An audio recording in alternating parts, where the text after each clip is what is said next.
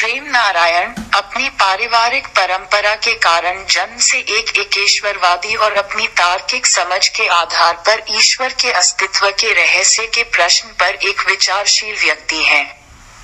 कहते हैं, मैं उद्धृत करता हूँ, हाल ही में मैंने अपने परिवार के साथ बेंगलुरु, कर्नाटक से 240 किलोमीटर दूर कूर्ग जिले में प्रसिद्ध स्वर्ण मंदिर का दौरा किया। परिसर में कदम रखते ही मेरे मन में अगाध श्रद्धा जाग उठी। मैंने देखा कि बहुत सारे दर्शक इधर उधर घूम रहे थे और मंदिर के अलग अलग लेआउट के परिदृश्य का आनंद ले रहे थे। कुछ वास्तुकलाओं को देखने के बाद मैंने मंदिर के संस्थापक इतिहास के बारे में जानने की कोशिश की। परम पावन पेनो रिम्पोछे, जिनका जन्म 1932 में पूर्वी तिब्बत के पोवो क्षेत्र में हुआ था। तिब्बत में राजनीतिक उथल-पुथल के कारण 1959 में भारत भाग गए। 1963 में दलाई लामा के आशीर्वाद और स्थानीय लोगों बाइलो कुप्टे की सहायता से भारत सरकार के समर्थन से पेनो रिम्पोछे ने नामद्रोलिंग मठ की स्थापना की। विश्व शांति और बुद्ध की शिक्षाओं के संरक्षण के उद्देश्य से परम पावन पेनो रिम्पोछे ने इस स्थान के अलावा कई शाखाएं खोली। गौरतलब है कि स्वर्ण मंदिर एक लोकप्रिय नाम है, लेकिन स्वर्ण मंदिर, जो कि नामद्रोलिंग का मुख्य मंदिर है, का असली आधिकारिक नाम पद्मसंभव बौद्ध विहार है। पेनो रिम्पोछे ने तिब्बत और भारत के अलावा कई अन्य देशों के मठों के लिए बुनियादी जरूरतें उपलब्ध कराने के लिए अथक प्रयास किया। परम पावन पेनो रिम्पोछे ने 1995 में स्वर्ण मंदिर का निर्माण शुरू किया और यह 1999 में पूरा हुआ।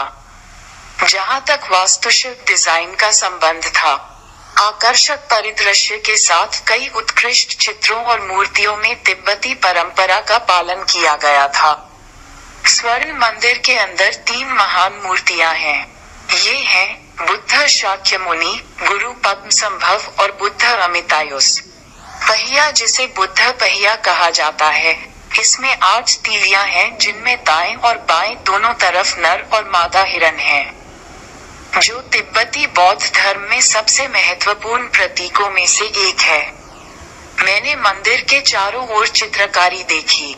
जब मैंने बारीकी से देखा और चित्रों के बारे में पूछा, तो ये बताया गया कि ये जोड़े 4 महान राजाओं के थे, अर्थात राजा धृतराष्ट्र, राजा विरुधक, राजा विरूपाक्ष और राजा वैश्रवण।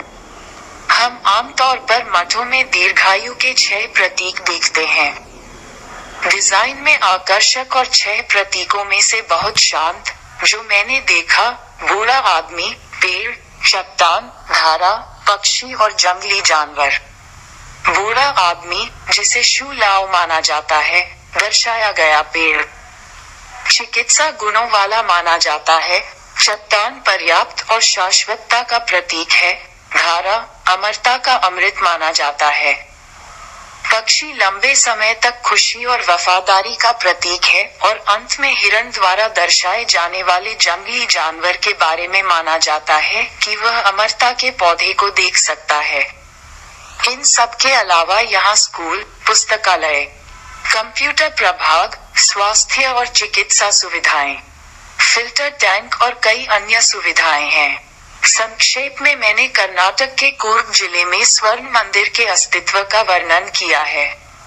मैं अभी भी न केवल बौद्ध धर्म बल्कि मेरी पहुंच के भीतर अन्य मार्गों यानी धर्मों के सत्य और सिद्धांतों की तलाश में हूँ। मैं जानना चाहता हूँ कि पृथ्वी पर मौजूदा धर्म सनातन नामक सर्वोच्च धर्म को किस हद तक समृद्ध करने में सक्षम है और हमारे ग्रह की सतह पर शांति और शांति के लिए इसके परिणाम क्या हैं। चलो सबसे अच्छे के लिए आशा करते हैं। अनुधर्म।